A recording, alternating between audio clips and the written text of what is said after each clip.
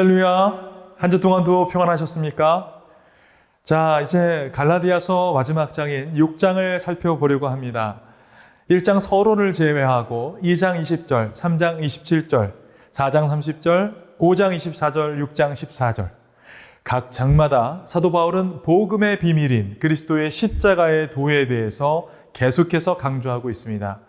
십자가의 도란 예수 그리스도가 그러했던 것처럼 육체를 못 박아 정과 욕심을 내쫓고 나는 죽고 내 안에 그리스도와 연합하는 것을 의미합니다. 사도 바울이 갈라디아 교회에게 보내는 마지막 권고에서도 십자가의 도는 다시 한번 강조되고 있습니다. 갈라디아서가 쓰여진 목적을 우리 다시 한번 떠올려 보시길 바랍니다. 복음에 율법을 더하려 했던 유대주의자들, 이들이 가르친 복음은 사도 바울이 가르친 복음과는 전혀 맞지 않는 다른 복음이었습니다. 그래서 사도 바울은 진짜 복음, 십자가의 도를 통해서 그 은혜로 말미암아 믿음으로 의롭게 된다는 이신층의 복음을 다시 한번 강조해 주기 위해 갈라디아서를 썼습니다. 이로 보면 각 장에서 계속해서 강조했던 십자가의 도야말로 진정한 복음의 핵심이라 말할 수 있을 것입니다. 오늘 갈라디아서 6장을 통해서 사도 바울이 십자가의 도를 어떻게 갈라디아 교회들에게 당부하고 있는지 살펴보려고 합니다. 또한 지난 강의에서 육체의 일과 성령의 열매를 날카롭게 대비하면서 우리에게 성령으로 살 것을 말해 주었던 그가 이제 6장에서는 어떻게 사는 삶이 성령으로 사는 삶인지 구체적으로 제시해주고 있습니다. 오늘도 강의를 통해서 그리스도의 십자가로 우리가 구원받았음을 기억하며 이 십자가의 복음을 자랑하며 성령의 소욕을 따라 살아나가는 우리 모두가 되길 간절히 바랍니다. 자, 오늘도 강의를 들으시면서 주의 깊게 보셔야 하는 관전 포인트 3가지를 알려드리겠습니다. 첫째, 성령에 붙들리는 원리는 무엇일까요? 둘째, 그리스도인의 삶에서 중요한 것은 무엇일까요? 셋째, 사도 바울에게 예수의 흔적은 어떠한 의미일까요? 이 3가지 질문을 가지고 강의를 시작하겠습니다.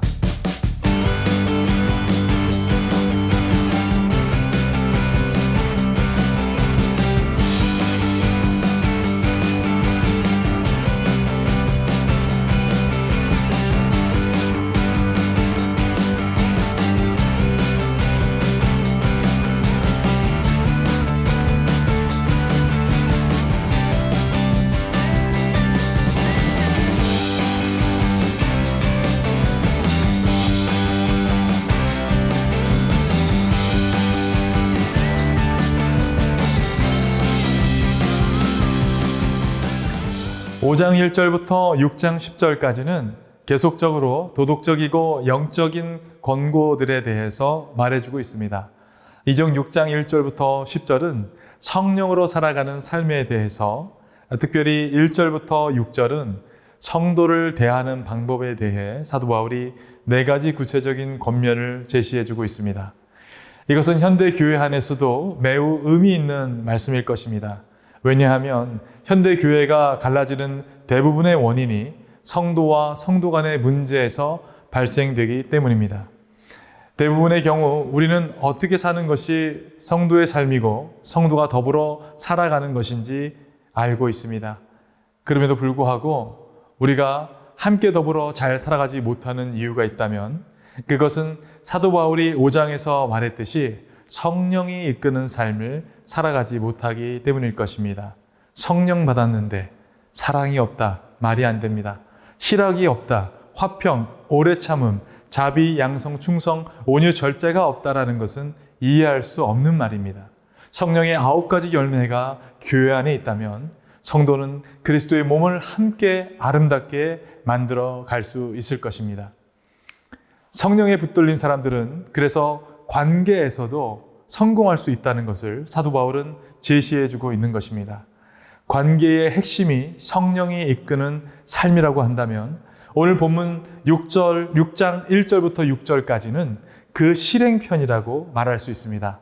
성도를 대하는 4가지 구체적인 대안 중 첫 번째는 넘어진 자들을 회복시키되 자신을 보라는 것입니다. 1절의 말씀입니다. 형제들아, 사람이 만일 무슨 범죄한 일이 드러나거든 신령한 너희는 온유한 심령으로 그러한 자를 바로잡고 너 자신을 살펴보아 너도 시험을 받을까 두려워하라. 성경에서 성도들을 묘사할 때 그리스도의 몸으로 비유하고 있습니다. 어떤 이는 팔, 또 어떤 이는 다리, 몸, 눈, 입 등 우리 몸의 모든 요소가 다 필요하듯이 성도들이 유기적으로 서로 그리스도의 몸을 이루고 있다는 말입니다. 그렇기에 하나님과 말씀에 순종해야 할 동료 신자들이 신앙의 길에서 벗어날 때 그 신자들을 돌보아야 할 책임이 바로 우리 모두에게 있는 것입니다. 그런데 여기에서 몇 가지 원칙을 사도 바울은 제시해 주고 있습니다. 먼저 1절에서는 이 형제가 만약 무슨 범죄한 일이 드러났을 때를 전제하고 있습니다. 범죄한 일이 드러났다는 것은 죄인이 연약하여 세상의 유혹에 걸려들었다는 의미가 암시되어 있습니다.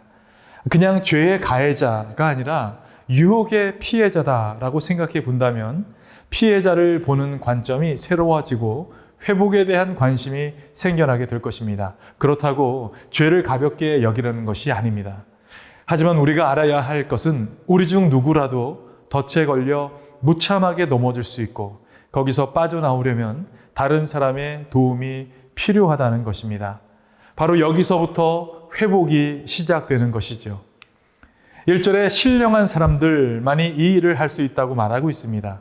문맥상 신령한 사람이란 의미는 주어진 특정한 상황 속에서 영적인 사고방식을 받은 사람이자 관계적으로 그럴 만한 위치에 있는 사람을 가리킵니다. 상황을 보는 시각이 도덕적으로 명료하고 양심이 깨끗한 사람을 말하는 것입니다. 이러한 사람이 온유한 심령으로 성도를 바로잡으라 권면하고 있습니다. 사도 바울은 여기 온유한 심령을 성령의 열매 중 온유와 연결시키고 있습니다. 그리고 바로잡다라는 동사는 영적 치유를 뜻합니다. 종합해서 보면 성령으로 충만하여 열매를 가지고 있는 사람이 영적 치유를 수행할 수 있다라는 말이 될 것입니다. 그리고 1절 후반절에 말하기를 너 자신을 살펴보라 라고 말하죠. 바리새인들은 다른 사람의 허물을 보면서 정죄하고 지적합니다. 그러나 예수님은 가늠한 여인이 돌에 맞을 뻔하였을 때도 죄 없는 자가 돌을 던지라 말씀하시면서 자기를 돌아보라고 말하셨습니다. 이것이 필요하다는 것입니다. 범죄를 저지른 형제를 바라보면서 정죄하고 지적하려고만 한다면 우리 영혼에 아무런 유익이 되지 않습니다. 그러나 그를 통해서 나를 바라보고 나는 혹 그러지 않은지 점검한다면 우리는 믿음의 삶을 잘 살아갈 수 있을 것입니다. 두 번째 관계의 비결은 형제의 짐을 서로 지라는 것입니다. 2절과 3절 말씀입니다. 너희가 짐을 서로 지라 그리하여 그리스도의 법을 성취하라. 만일 누가 아무것도 되지 못하고 된 줄로 생각하면 스스로 속임이라. 모든 사람에게는 짐이 있습니다.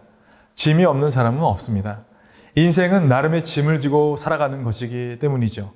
그런데 이런 짐을 지고 있는 사람에게 짐을 더 지우게 하는 사람들도 있습니다. 마태복음 23장 4절에 등장하는 바리새인들이 그렇습니다. 또 무거운 짐을 묶어 사람의 어깨에 지우되 자기는 이것을 한 손가락으로도 움직이려 하지 아니하며 바리새인들처럼 모세의 자리에 앉아서 이거는 이렇다 또 저거는 저렇다라고 말하면서 다른 사람의 어깨에 짐을 지우는 사람들이 우리 주위에도 있습니다. 그러나 여러분, 성도는 그러한 사람들이 아닙니다. 주위를 한번 둘러보십시오. 무거운 짐을 지고 있는 형제 자매가 보일 것입니다. 그들의 짐을 더 지우는 것이 아니라 오히려 나누어지는 삶이 성령의 삶을 살아가는 방법입니다. 셋째, 자기 짐은 자기가 지라는 것입니다. 4절부터 5절의 말씀입니다. 각각 자기의 일을 살피라. 그리하면 자랑할 것이 자기에게는 있어도 남에게는 있지 아니하리니 각각 자기의 짐을 질 것이라. 2절과 3절에서는 형제의 짐을 서로 지라고 말했는데 지금은 자기 짐은 자기가 지라고 말합니다. 무언가 앞뒤가 맞는 것 같지 않지요. 그런데 이것을 원어로 보면 그 의미를 조금 더 명확하게 파악할 수가 있습니다. 헬라어로 2절과 3절의 짐과 4절, 5절에 나오는 짐의 뜻이 다릅니다. 2절은 바로스, 무거운 짐을 뜻하고 5절의 짐은 포르티온, 가벼운 짐을 뜻합니다. 이 포르티온이란 말에서 portable이라는 말이 나왔습니다. 우리가 비행기를 탈 때도 가벼운 짐은 가지고 기내로 들어가지만 무거운 짐은 맡기죠. 그것과 같은 의미입니다. 헬리콥터맘이란 말이 있습니다. 아이가 필요한 것이 있으면 마치 헬리콥터에서 물건을 떨어뜨려 주듯이 엄마가 학교로 뭐든지 가져다 준다고 해서 만들어진 말입니다. 그러나 학교는 부모의 이러한 행동을 금하고 있습니다. 왜냐하면 아이들에게 자신의 실수에 대한 대가를 가르쳐야 하기 때문이죠. 이것이 교육입니다. 뭐든지 다 들어주고 짐을 덜어주려고 하는 행동은 오히려 자녀를 약하게 만들고 성장하지 못하도록 하기 때문입니다. 이와 마찬가지로 자기가 짊어져야 할 짐이 있다면 그것은 자기가 지도록 하고 버거워 보이는 짐은 함께 짐을 지라는 말로 우리가 이해하면 되겠습니다. 넷째, 가르침을 주는 자와 좋은 것을 함께 하라. 6절의 말씀입니다. 가르침을 받는 자는 말씀을 가르치는 자와 모든 좋은 것을 함께 하라. 바울은 지금 말씀을 가르치는 자에게 베푸는 것과 성령 충만한 삶이 어떠한 관계가 있는지 다루고 있습니다. 이 말씀은 갈라디아 교인들에게 특히 중요한 권고였을 것입니다. 유대주의자들은 복음의 싹을 잘라내려 하고 있었어요. 이런 환경 속에서 진리를 옹호하는 교사들에게는 마땅히 재정적 지원이 필요했을 것입니다. 이 일을 소홀히 하면 복음이 원천적으로 봉쇄되기 때문입니다. 하나님의 말씀을 연구하고 가르치려면 시간이 필요하고 훈련을 거쳐야 합니다. 가르침을 주려는 자와 함께 하려는 마음, 이 넉넉한 그리스도의 마음을 가지시는 여러분들 되시길 바랍니다. 자, 1절부터 6절까지 성령에 붙들린 성도가 서로를 대하는 4가지 방법을 살펴보았습니다. 자, 이제 성령으로 살아가는 삶 2번째 단락입니다. 7절과 8절의 말씀입니다. 스스로 속이지 말라. 하나님은 업신여김을 받지 아니하시나니 사람이 무엇으로 심든지 그대로 거두리라.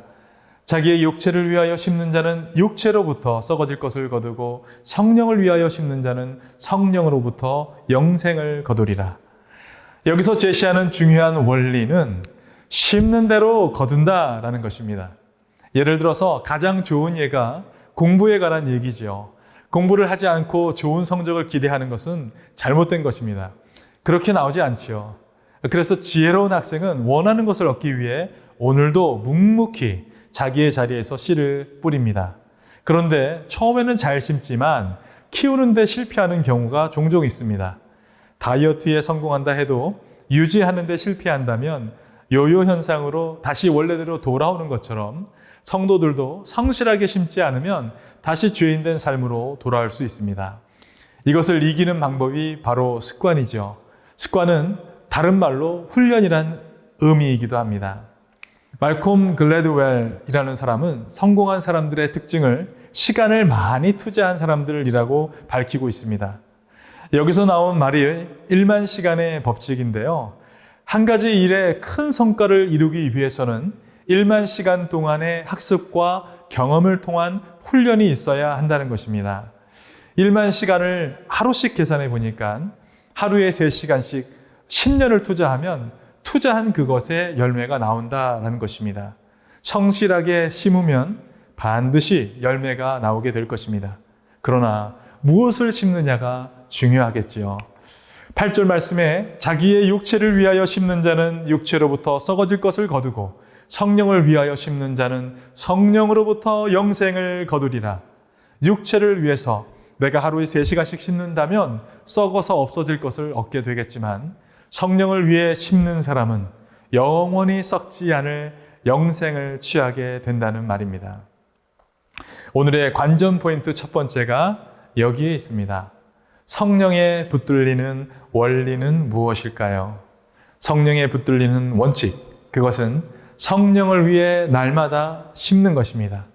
하루 3시간을 성도와 함께 교제하면서 심고, 기도와 말씀으로 심고, 위로하고 격려하면서 교회와 가정을 세우는 것이 성령으로 심는 것입니다.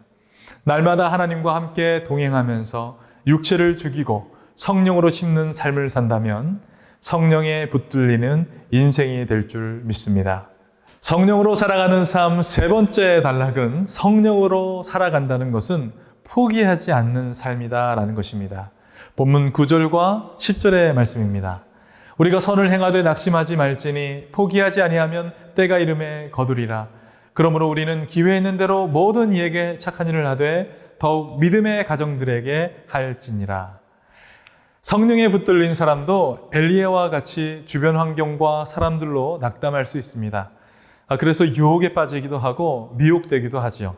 선한 행동만 하면 세상이 모두 행복할 것 같은데 그렇지 않다는 것입니다.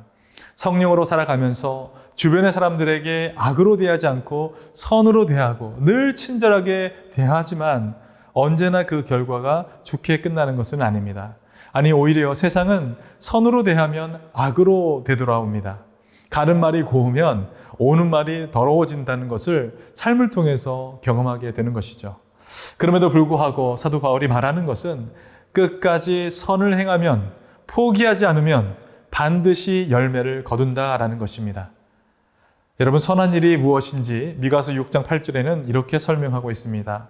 사람아, 주께서 선한 것이 무엇임을 내게 보이셨나니 여호와께서 내게 구하시는 것은 오직 정의를 행하며 인자를 사랑하며 겸손하게 내 하나님과 함께 행하는 것이 아니냐.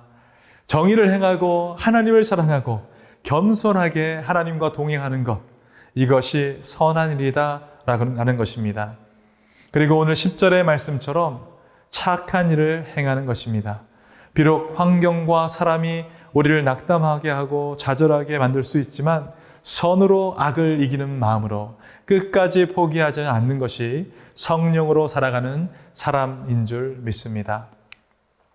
갈라디아서 6장 1절부터 10절에는 아주 분명한 사실이 하나 있습니다. 성령으로 살아간다는 것은 결코 수동적이지 않다라는 것입니다. 성도가 성도를 대하는 방법과 성령으로 심는 것, 그리고 결코 선을 포기하지 않는 마음, 이 모두가 그냥 주어지는 것이 아니라는 말입니다. 날마다 성령의 도움을 구하면서 하나님의 말씀을 붙들고 열매 맺는 삶을 살아가는 것은 결코 쉬운 일이 아닙니다. 선을 행하면서도 욕을 먹을 수 있지만 결코 이것을 포기하지 않는 것이 성도가 믿음의 삶을 살아가는 방법입니다. 우리 모두가 그리스도 예수 안에서 하나님이 위에서 부르신 부름의 상을 위하여 결코 포기하지 않고 달려나가는 믿음의 성도님들이 다 되시길 주님의 이름으로 축원을 드립니다. 자, 이제 6장 11절부터 18절은 갈라디아 성도들에게 보내는 마지막 편지의 내용입니다. 갈라디아 교인들을 향한 바울의 마지막 말은 11절 말씀으로 시작됩니다. 그리고 이 종결부에 사도 바울은 편지 전체의 요점들을 요약하면서 강조하고 있습니다. 그래서 마지막 부분을 우리 집중해서 살펴볼 필요가 있습니다. 11절 말씀을 살펴보겠습니다. 내 손으로 너희에게 이렇게 큰 글자로 쓴 것을 보라.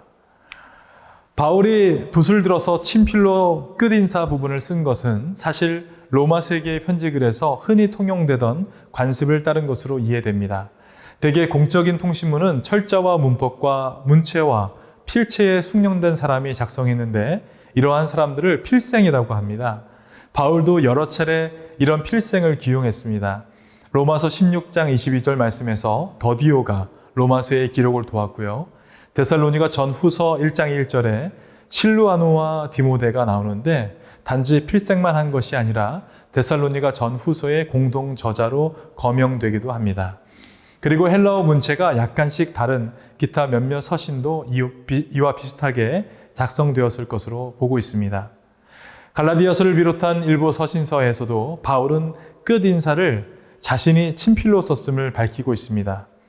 아마도 종결부의 친필은 갈라디아의 그리스도인들에게 이 편지의 발신자가 바울임을 확인해 주었을 것입니다.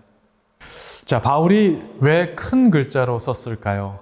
그가 큰 글자로 쓴 이유를 약한 그의 시력 때문이라고 보는 사람들이 있습니다. 또는 우리가 요점을 강조할 때 고득체를 쓰는 것과 비슷하게 바울도 자신의 핵심 논지를 강조하려는 의도에서 그랬을 것이라 생각됩니다.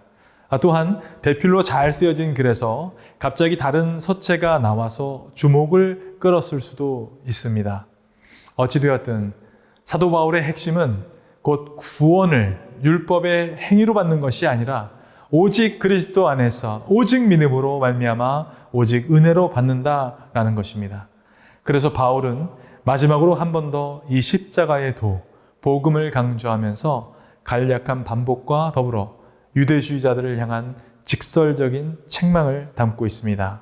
12절과 13절에서 그 직설적인 책망이 담겨 있습니다. 무릇 육체의 모양을 내려하는 자들이 억지로 너희에게 할례를 받게 함은 그들이 그리스도의 십자가로 말미암아 박해를 면하려 함뿐이니라. 할례를 받은 그들이라도 스스로 율법은 지키지 아니하고 너희에게 할례를 받게 하려 하는 것은 그들이 너희의 육체로 자랑하려 함이라. 여기에서 바울은 유대주의자들의 행동을 통해서 가짜 신앙의 두 가지를 밝히고 있습니다. 12절에 보면 이들은 단지 박해를 피하려 했다라고 되어 있습니다. 이것이 가짜의 특징입니다. 박해를 면하려 했다라는 것입니다. 당시에 박해를 하는 사람들은 유대인 아니면 로마인이었습니다. 유대인들에게 할례는 옛 질서에 순복하는 것이었습니다. 그래서 할례를 받지 않는 이방인들을 핍박했습니다. 또 로마가 유대교를 제국 내의 합법적 종교로 용인했기 때문에 할례를 받은 이방인들은 유대인으로 간주하고 핍박을 하지 않았습니다. 반면에 할례를 거부하고 그리스도인이라는 이름을 취하는 사람들은 불법적 종교의 추종자로 박해의 대상이 되었습니다. 그래서 이방인, 헬라파 그리스도인들 중에 할례를 받은 사람도 있었고 그렇지 않은 그리스도인들도 있었습니다. 이러한 이유로 유대주의자들은 할례를 강조하면서 이것을 받아야 구원을 받고 핍박을 면할 수 있다고 주장한 것입니다. 실상은 박해를 면하려고 한 일들이었습니다. 13절에서는 할례를 받은 그들이 정작 율법은 지키지 아니한다라고 말합니다. 그들이 할례를 주장한 목적이 박해를 면하려 함임을 명확히 한 것입니다. 이들은 모두 가짜 성도들입니다. 가짜의 특징은 고생 안 하려고 하는 것이죠. 신앙이 있는 것은 좋은데, 믿는 것도 좋은데 고생하고 핍박받는 건 싫다라는 것입니다. 또 가짜의 특징은 13절에 육체를 자랑하려고 한다라는 것입니다. 자랑이라는 것은 내가 가지고 있는 것이 다른 사람과는 다르다라는 것이겠죠. 누가복음 18장에서 바리새인들이 다른 사람과 다른 것을 이렇게 표현했습니다. 하나님이여, 나는 다른 사람들 곧 토색, 불의, 간음을 하는 자들과 같지 아니하고 이 세리와도 같지 아니함을 감사하나이다. 나는 일회에 2번씩 금식하고 또 소득의 11조를 드리나이다 라고 하면서 자기의 의를 자랑했습니다. 그런데 반대로 세리는 가슴을 치면서 하나님이여, 나를 불쌍히 여기소서, 나는 죄인이로소이다 라고 고백합니다. 예수님은 바리새인이 아니라 세리가 의롭다 하심을 받았다라고 말씀하셨습니다. 가짜의 특징은 바리새인과 같은 이러한 우월감에 빠져 있다는 것입니다. 그래서 이들은 유대교 지도자들에게 자랑하기 위해 할례와 율법으로 갈라디아 교인들을 올가매고 있었습니다. 육체로 자랑하고 싶은 유혹은 사실 우리에게도 있습니다. 세례받는 사람들이 늘어나면 그 숫자를 대단한 성과로 내세웁니다. 정규 예배와 주일학교와 특별 행사에 참석한 사람들을 꼼꼼히 계산합니다. 행정상 필요할 수도 있습니다. 그런데 숫자 놀이야말로 교회가 할 수 있는 가장 육신적인 놀이 중 하나라고 생각합니다. 이것이 우리의 자랑이 되어서는 안 되겠지요. 이러한 외식적인 행위를 버려야 할 것입니다. 종교는 우리 자신을 자랑하게 하지만 복음은 예수님의 십자가를 자랑하게 합니다. 그렇기에 복음은 이 놀라운 한 문장으로 잘 압축할 수 있습니다. 14절 말씀입니다. 그러나 내게는 우리 주 예수 그리스도의 십자가 외에 결코 자랑할 것이 없으니 그리스도로 말미암아 세상이 나를 대하여 십자가에 못 박히고 내가 또한 세상을 대하여 그러하니라. 만약 하나님과의 관계가 그리스도의 십자가가 아니라면 그것은 잘못된 복음, 다른 복음입니다. 그리스도의 십자가를 자랑하는 것이 우리와 하나님의 관계가 바르다라는 것을 나타내주는 증거가 되기 때문입니다. 그리스도의 십자가를 자랑하는 신앙이 그래서 진짜 신앙입니다. 진짜 신앙은 세상과 나를 십자가에 못 박아버린 신앙입니다. 세상과 나를 십자가에 못 박아버린 신앙이란 어떤 신앙일까요? 첫째, 희생하는 신앙입니다. 유대주의자들이 핍박과 고난을 면하기 위해서 할례를 주장했지만 진짜 신앙인들은 오히려 세상에서 고난받기를 즐겨하고 희생하며 살아가는 사람들입니다. 믿음으로 모세는 하나님의 백성과 함께 고난받기를 잠시 죄악의 낙을 누리는 것보다 더 좋아하고 라고 히브리서 기자가 밝혔듯이 이것이 진짜 신앙인의 모습입니다. 희생하고 고난받는 것을 즐겨하는 것입니다. 둘째, 세상과 나를 십자가에 못 박아버린 신앙이란 우월감과 차별화된 가치를 버리는 신앙입니다. 빌립보서 3장 8절에 또한 모든 것을 해로 여김은 내 주 그리스도 예수를 아는 지식이 가장 고상하기 때문이라. 내가 그를 위하여 모든 것을 잃어버리고 배설물로 여김은. 사도 바울은 자기가 속해 있던 바리새파의 명예를 버린 신앙입니다. 혈족의 명예를 버린 신앙이고 높은 학벌과 육체적 안일과 욕망을 다 버린 신앙을 말합니다. 사도 바울은 이런 것들을 배설물과 같이 다 버렸다고 고백했습니다. 사도 바울은 세상 사람들이 그것을 얻기 위해 모략하고 중상하며 목숨을 바치기까지 하는 이 모든 것들을 화장실에서 버리는 배설물과 같은 것이라 말한 것입니다. 한때 중국에서 자동차나 비행기 길거리에서 넘어지는 장면을 SNS 사진으로 올리는 사람들이 있었습니다. 넘어지면서 좋은 자동차 키나 돈다발, 좋은 화장품과 셀폰 등이 사진에 노출되도록 일부러 연출을 해서 자랑하려는 것이었습니다. 사람들은 계속해서 자랑할 것을 내세우고 이것으로 자신을 특별한 사람인 것처럼 우월한 사람처럼 포장을 합니다. 사도 바울은 세상의 혈통이나 학문이나 재물이나 그 모든 것을 다 십자가에 못 박아 버렸다 했습니다. 그리고 이것만이, 이 십자가만이 나의 자랑거리임을 다시 한번 강조하고 있습니다. 사도 바울은 이제 조금 더 나아가서 15절에 할례를 받은 사람들 뿐만 아니라 무할례자들도 아무것도 아니다 라고 선포하고 있습니다. 15절의 말씀입니다. 할례나 무할례가 아무것도 아니로되 오직 새로 지으심을 받은 것만이 중요하니라. 언뜻 잘 이해가 되지 않을 수 있습니다. 지금까지 사도 바울의 주 타겟은 할례를 강요하는 유대주의자들, 곧 할례 받은 사람들이었습니다. 이들을 가리켜 다른 복음을 전하는 자들이라고 저주까지 퍼부었죠. 그렇다면 할례 받기를 끝까지 거부한 무할례자들은 인정해주고 칭찬해줘야 하는 것이 당연한 일일 것입니다. 그런데 할례나 무할례나 아무것도 아니로되 라고 할례 받은 사람과 무할례자들을 똑같은 시각으로 지금 바라보고 있습니다. 이 부분을 자세히 살펴보면 이 말의 참뜻을 이해할 수가 있습니다. 지금까지 사도 바울이 할례를 주장하는 유대파 그리스도인들을 질책했기 때문에 자연히 무할례를 주장하던 헬라파 그리스도인들의 힘이 더 커졌을 것입니다. 사도 바울도 우리가 옳다고 하지 않느냐, 할례를 받는 것은 잘못된 것이다 라면서 그들의 힘이 강해졌을 것입니다. 사도 바울은 바로 이런 것들을 염려한 것입니다. 그렇기에 할례나 무할례나 아무것도 아니다 라고 말한 것이죠. 왜냐하면 이들이 무할례를 주장하는 그 순간 무할례가 또 하나의 율법으로 사용될 수 있기 때문입니다. 그렇기에 할례를 받은 사람들도 무할례자도 아무것도 아니라는 사도 바울의 표현은 정확한 것입니다. 그리고 오직 새로 지으심을 받는 것만이 중요한 것입니다.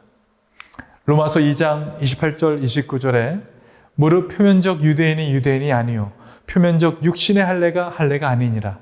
오직 이면적 유대인이 유대인이며 할례는 마음에 할지니 영에 있고 율법 조문에 있지 아니한 것이라. 유대인으로 태어났다고 해서 참 유대인이 아니며 육체의 할례를 받았다고 해서 참 할례가 아닙니다. 오히려 마음에 참된 변화를 받은 사람이야말로 참 유대인이며 성령님에 의한 마음의 할례가 진정한 할례임을 말하고 있는 것입니다. 자, 여기 관전 포인트 두 번째가 있습니다. 그리스도인의 삶에서 중요한 것은 무엇일까요? 그리스도인의 삶에서 중요한 것은 그렇기에 새로 지으심을 받는 것뿐입니다. 종교적 의식과 헌신적 행위와 육신적 공로, 심지어 나는 율법으로부터 자유하다 말해도 그리스도 안에서는 아무것도 아닌 것입니다. 우리가 하나님의 자녀가 되기 위해서는 예수로 옷을 입은 새 피조물이 되는 것뿐입니다. 새로 지으심을 받은 사람들은 새로운 삶의 표준을 따라 살아가야 할 것입니다. 이것이 그 다음 절의 말씀, 16절 말씀입니다.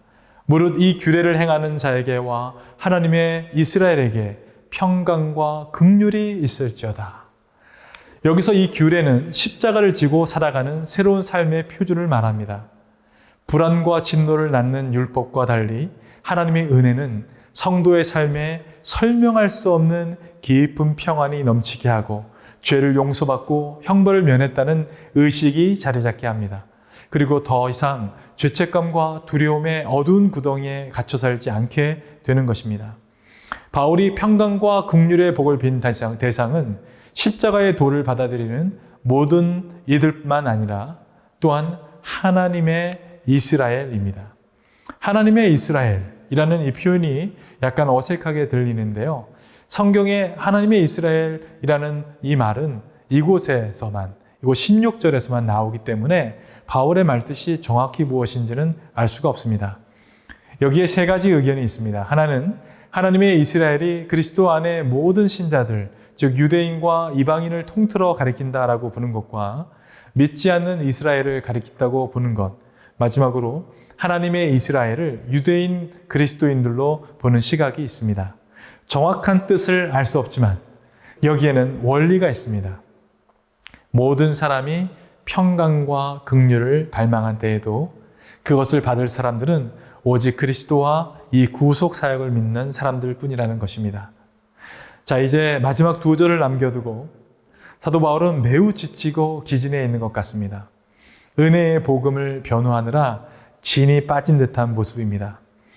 우리도 어떤 주제를 가지고 논쟁을 하다 보면 자신의 주장을 논리적으로 설명하다 어느 순간 온몸에 힘이 빠지고 지치게 될 때가 있죠. 사도 바울도 그런 것 같습니다.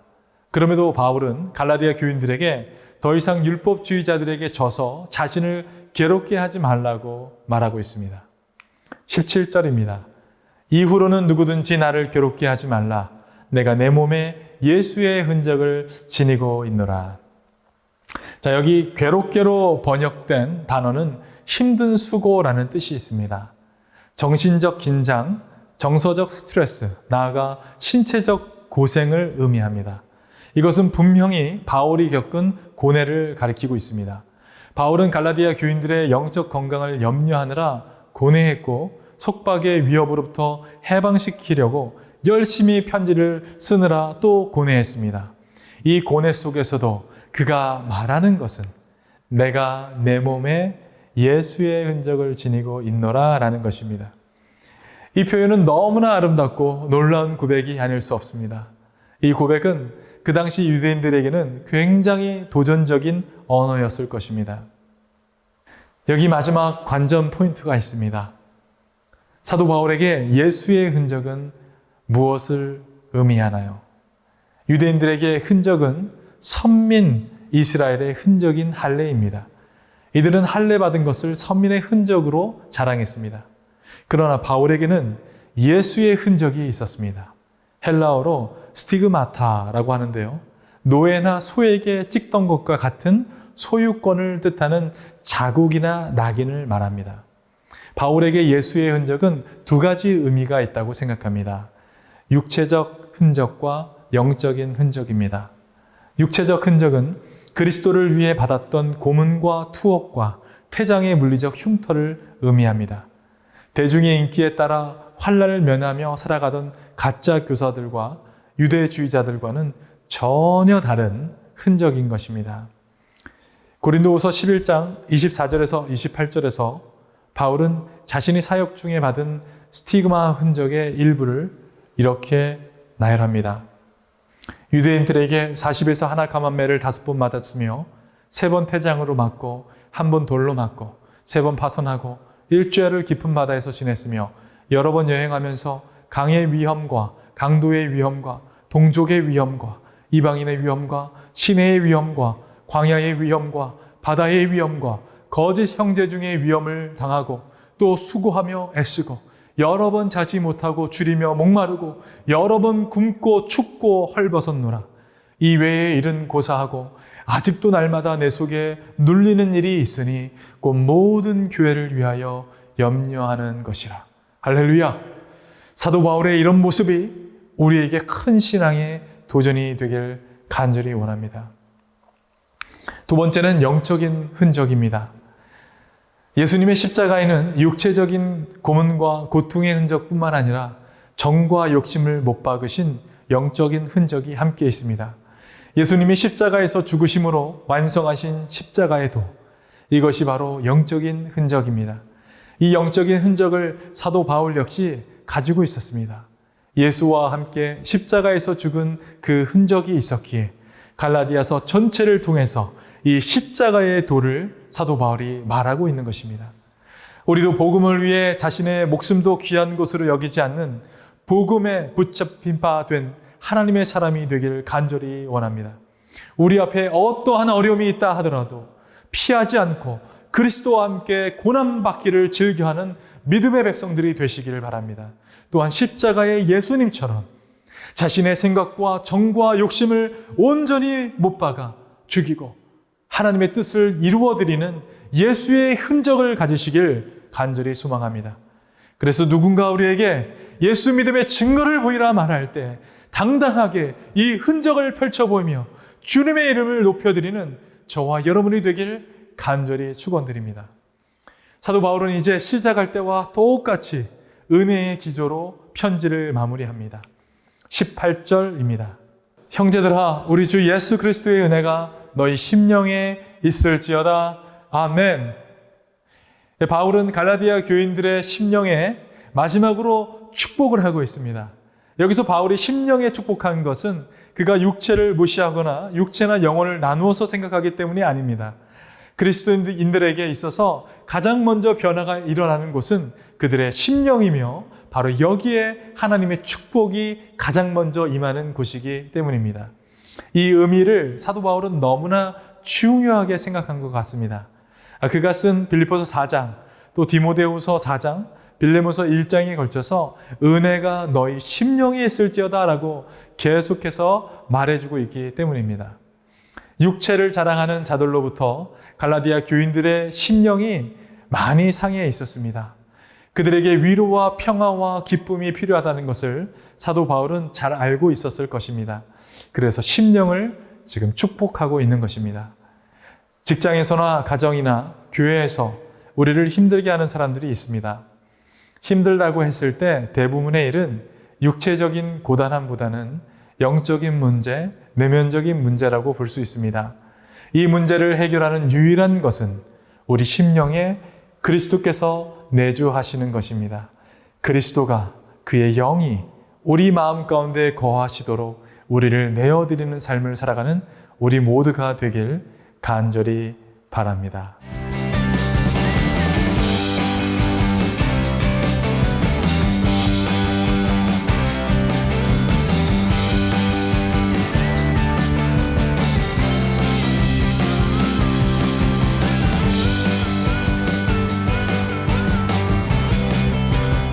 자, 이렇게 갈라디아서 1장부터 6장의 모든 부분을 우리가 살펴보았습니다. 갈라디아서는 신약 성경에서 가장 먼저 쓰여진 성경입니다. 또한 다른 복음이 가르쳐지고 있는 곳으로 진짜 복음을 재확인시켜 주기 위해서 보내어진 편지입니다. 신약 성경에서 가장 먼저 또 진짜 복음이 적혀 있는 갈라디아서, 그 핵심은 십자가의 도에 있었음을 우리가 살펴보았습니다. 십자가의 도는 그리스도와 함께 그 정욕과 탐심을 십자가에 못 박고 나를 희생하여 드리는 삶입니다. 내가 가진 세상의 모든 것은 버리고 오직 그리스도만 자랑하는 삶입니다. 이것이 사도 바울이 갈라디아서의 결론에서 말하고 싶어하는 핵심입니다. 십자가의 도가 멸망하는 자들에게는 미련한 것이요 구원을 받는 우리에게는 하나님의 능력이라. 할렐루야! 이 십자가의 도가 우리의 능력이 되어 우리 삶을 이끌기를 주님의 이름으로 간절히 축원드립니다. 지금까지 함께해 주신 성도 여러분께 진심으로 감사의 말씀을 전합니다. 감사합니다. 샬롬.